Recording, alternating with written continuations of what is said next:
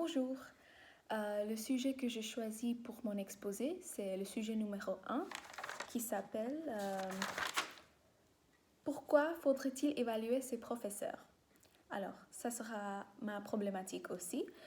Pourquoi faudrait-il évaluer ses professeurs, surtout à l'université, mais dans d'autres institutions et établissements aussi?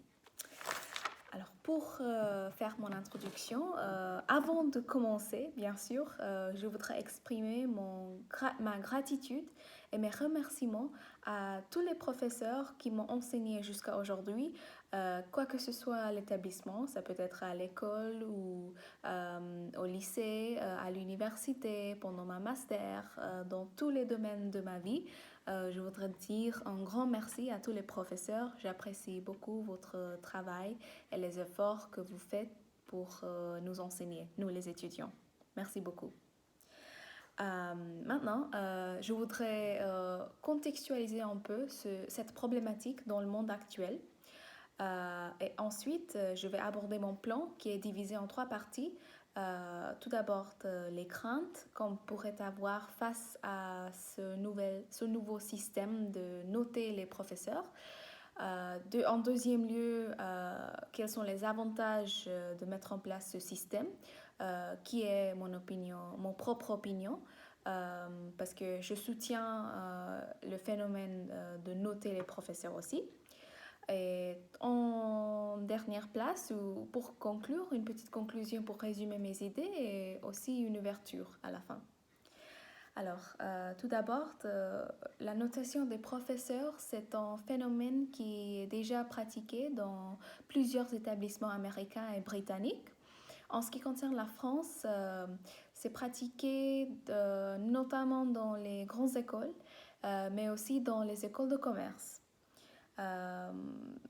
Par conséquent, cela veut dire qu'il existe bien beaucoup d'institutions dans plusieurs pays où le système de donner une note aux professeurs n'existe pas. Et c'est-à-dire qu'il n'existe pas un dialogue entre les étudiants et les professeurs concernant quelque chose qui impacte tous les deux, ce qui est l'éducation et le contenu des enseignements. Bref. Selon mon expérience personnelle, je viens d'entendre ce sujet de noter les professeurs plutôt ou surtout dans une série qui est disponible sur Netflix. C'est une série américaine qui s'appelle en anglais The Chair ou en français La Directrice. Et dans cette série, il s'agit d'un département d'anglaise dans une université aux États-Unis.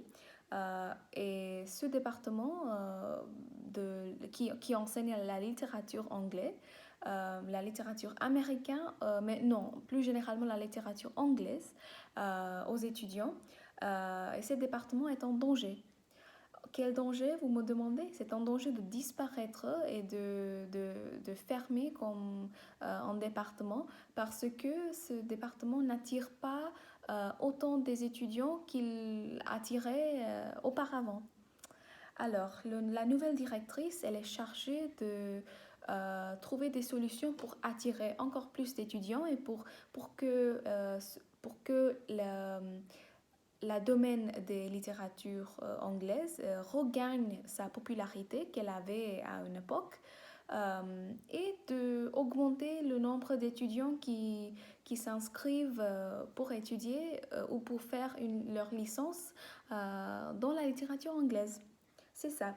Alors, la première tâche qu'elle est donnée, c'est de encourager les professeurs de ce département de regarder les notes que les étudiants leur donnent.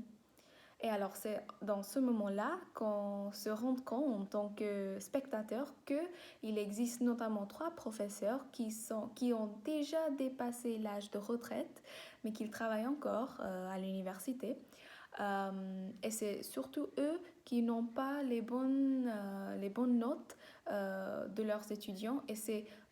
Et bien sûr, il y a un lien entre les mauvaises notes qu'ils ont obtenues dans les plusieurs évaluations qui ont été faites pendant les années de leur travail et le nombre d'étudiants qui sont vraiment intéressés dans leur cours. Donc une mauvaise note, cela correspond dans cette série mais aussi dans la vie réelle d'après moi, à un nombre très bas d'étudiants qui sont intéressés et qui s'inscrivent à ces cours de ces professeurs.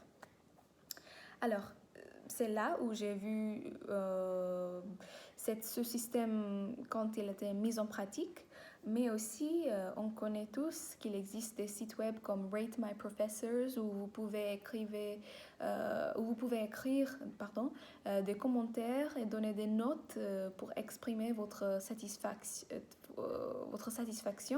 ou mécontentement face à l'approche d'enseignement de certains professeurs. En plus, je connais plusieurs étudiants qui regardent les revues, on peut dire, de certains profs ou les notes qu'ils ont obtenues avant de choisir les modules et les sujets qu'ils veulent apprendre à l'université. Donc, cela aussi sert comme une source de recherche pour les étudiants de savoir quels sont les bons profs qui ont les étudiants les plus heureux et donc quels sont les modules qu'il faut choisir à la fin. Donc, ceci étant dit,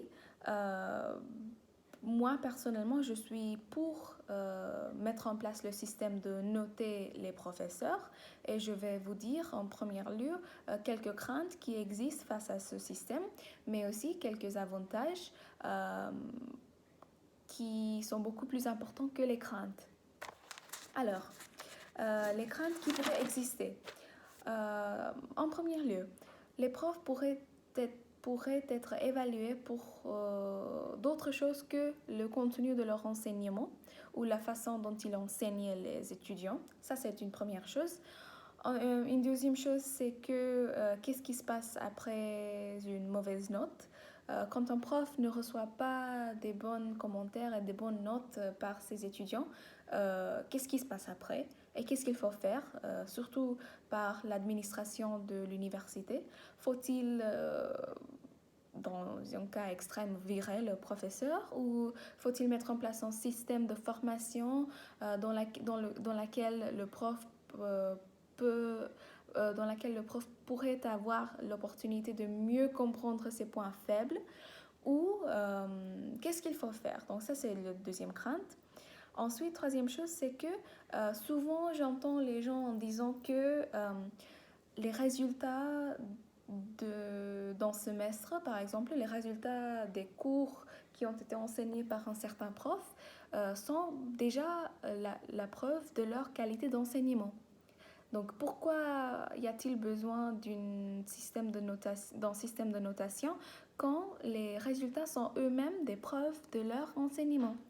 Alors, pour parler de ces craintes et pour proposer des solutions à ces craintes, je vais commencer avec la première chose que je viens de dire, c'était peur d'être évalué en tant que personne au lieu de la qualité de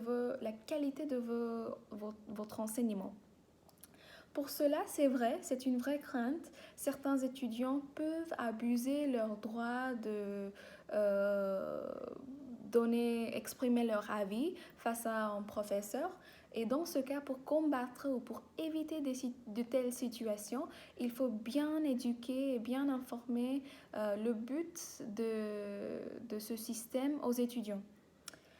Il faut leur expliquer que face à ce que vous écrivez sur ce site web comme Rate My Professor ou face à vos commentaires, les professeurs reçoivent une note, ce qui impacte la décision des autres étudiants qui sont nouvelles dans l'institution et qui sont en train de choisir, de décider les sujets qu'ils veulent étudier. Et donc, quand ils voient qu'un prof a reçu une mauvaise note, ils sont moins probables, bien sûr, de choisir le cours qui est enseigné par ce prof. Et donc, il faut être sensible, il faut être vrai dans votre jugement et il faut avoir des preuves, vous donner des exemples pour justifier la note que vous donnez à un certain prof. Ensuite, pour combattre ou pour trouver des solutions face à une mauvaise note obtenue par un prof, je suis d'accord avec la proposition que j'ai donnée suite à la présentation du problème lui-même. C'était qu'il faut bien sûr mettre en place un système de formation ou bien assigner un formateur ou une formatrice qui va travailler avec le professeur euh, pour comprendre pourquoi il a obtenu ces mauvais résultats et euh, quelle action il faut prendre pour éviter une telle réaction de ses étudiants pour la prochaine fois, pour le prochain semestre par exemple. Donc cela est très nécessaire parce que mettre en place un système c'est très bien, mais il faut aussi prévenir et être prête pour régler les conséquences qui peuvent venir, même les conséquences désagréables, comme l'obtention d'une mauvaise note par un prof, surtout dans la situation où il n'était pas ou elle n'était pas attendue. Et troisièmement,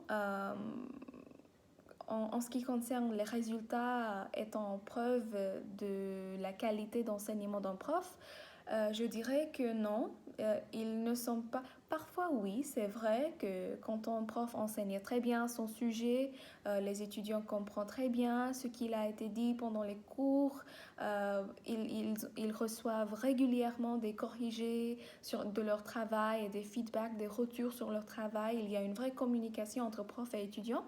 Donc oui, dans ce cas-là, c'est possible qu'ils auront des bonnes notes, des bons résultats à la fin de leurs évaluations. Et c'est vrai que c'est une réflexion de la qualité de travail faite par le professeur lui-même. Mais il existe aussi des circonstances que moi-même j'avais vécues pendant mon temps comme une étudiante où le prof n'enseignait pas très bien, il ne donne pas des fiches de travail, il ne corrige pas vos devoirs, il n'est pas à l'écoute des étudiants. Mais l'étudiant, il est sincère, il veut obtenir de bons résultats, il est déterminé euh, de réussir. Et donc, dans ce cas-là, il essaye à ses mieux capacités de compenser le manque de connaissances, le manque de temps, le manque des retours de ce prof original par d'autres moyens. Ce qui peut être avoir des consultations avec d'autres spécialistes dans le domaine, trouver des solutions en ligne, trouver des personnes qui sont en ligne, qui sont à l'écoute de l'étudiant, participer dans des forums en tapant vos craintes, vos doutes pour trouver des solutions et faire beaucoup d'efforts pour compenser le manque fait par ce professeur. Et donc, dans ce cas, l'étudiant va, on espère, obtenir des bons résultats, mais grâce à ses efforts. Ces résultats ne sont pas forcément une réflexion du travail qui n'a pas été fait par le prof.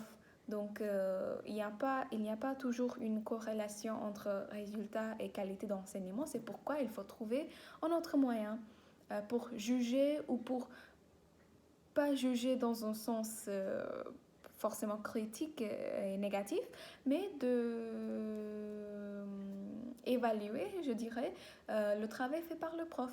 Parce qu'on sait, l'élève, l'étudiant est toujours évalué, ça c'est bien connu, ça c'est pendant toute sa vie en tant qu'étudiant, il est évalué à chaque étape de sa vie éducative, mais les profs qui les évaluent ou qui leur donne de feedback, ça c'est important aussi.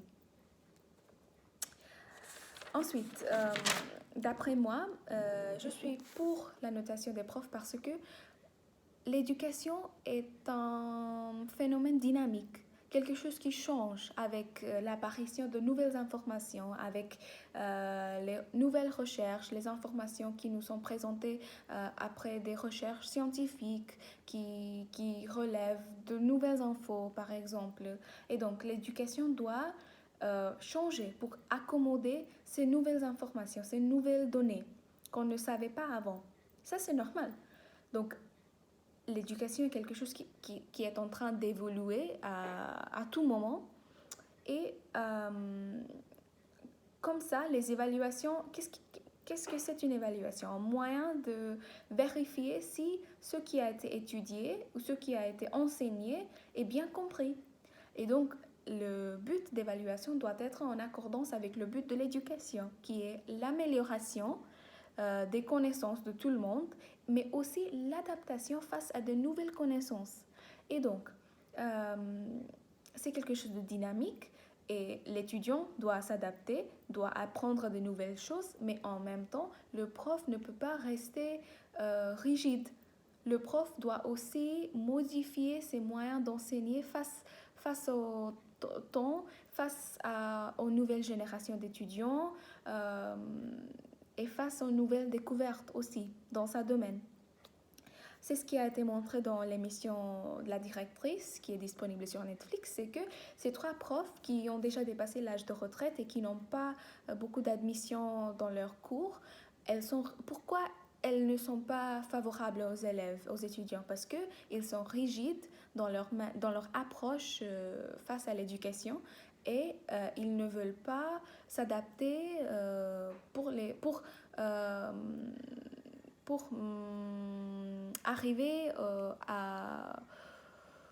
arriver à compléter les besoins de leurs étudiants. C'est ça. Euh, Prenons des exemples personnels parce qu'on a toujours des exemples personnels à aborder quand il s'agit de profs. On n'oublie pas nos profs très facilement.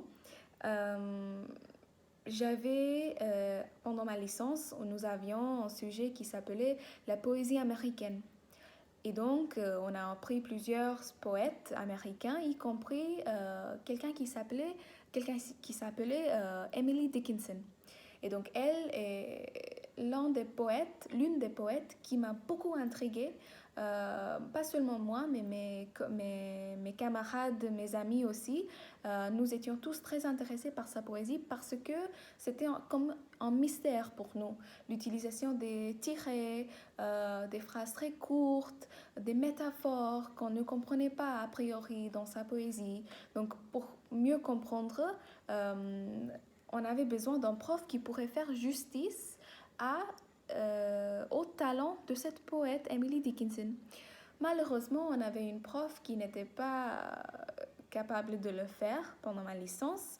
Nous avons lutté pour pouvoir changer le prof en proposant un autre prof comme remplacement de cette femme. Mais malheureusement, on n'a pas réussi. Donc cela veut dire que parfois on réussit dans nos efforts, parfois pas.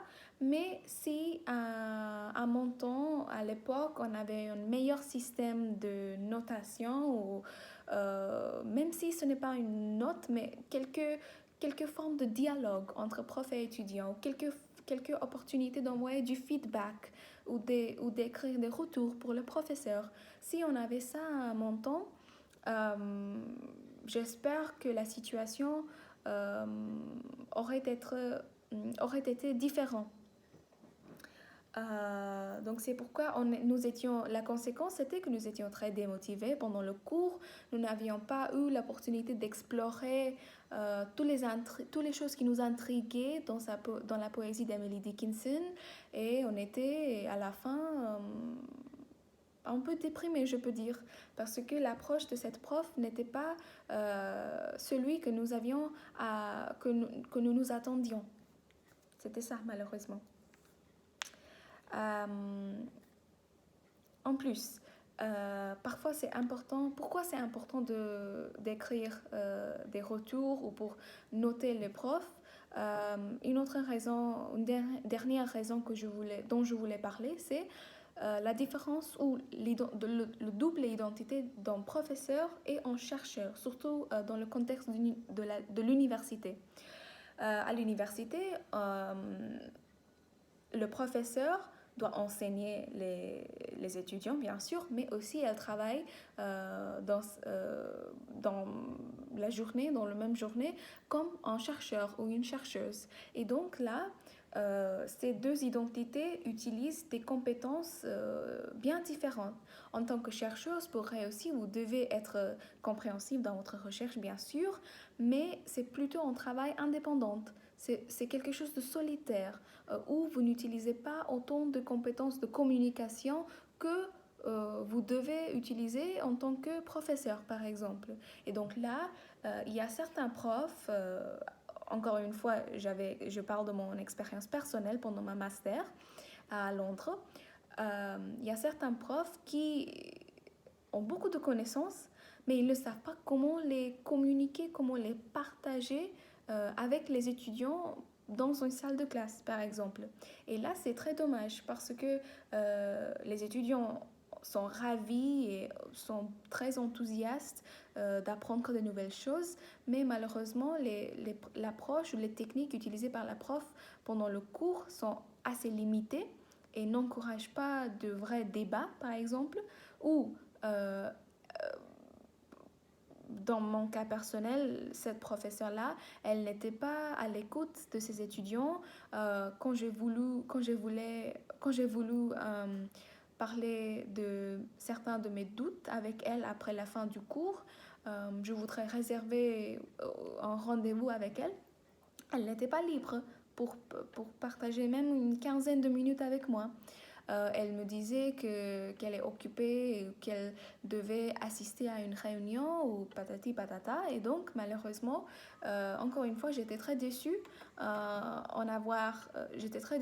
d'avoir choisi son module dans ma première semestre pendant ma master à Londres, dans un pays étranger. Vous pouvez imaginer tout, la nervosité, euh, les doutes auxquels je faisais face, à laquelle je faisais face, euh, la nervosité, la peur, mais aussi en même temps ce désir de vouloir réussir dans un pays étranger et d'obtenir de bons résultats à la fin.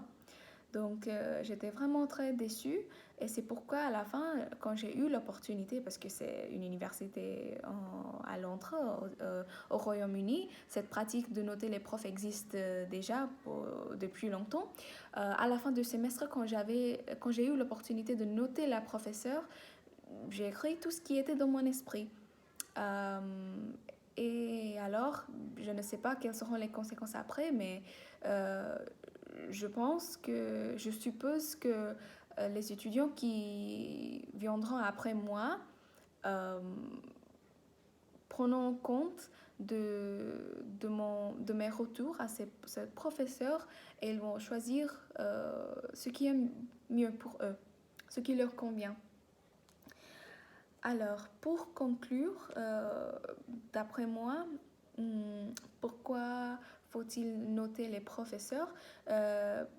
Ces sujets-là, la plupart, ou la plupart, non, euh, la plus grande raison, je peux dire, pour laquelle ce sujet fait polémique, ou la raison pour laquelle nous parlons de ce sujet aujourd'hui, c'est que si on voit plus, si on analyse ce sujet de façon plus détaillée, euh, au fond, je pense qu'il y a une peur des évaluations.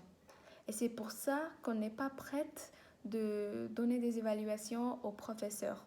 Parce que les évaluations sont stigmatisées. Il y a toujours la peur qui est associée avec elles et la peur non seulement de la note qu'on obtiendra, mais aussi des conséquences qui viendront après.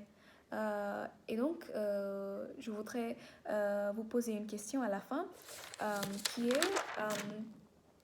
comment combattre cette peur qui est associée avec les évaluations et de se mettre plus ouverte au regard et aux critiques des autres qui sont directement influencés par notre travail. Merci.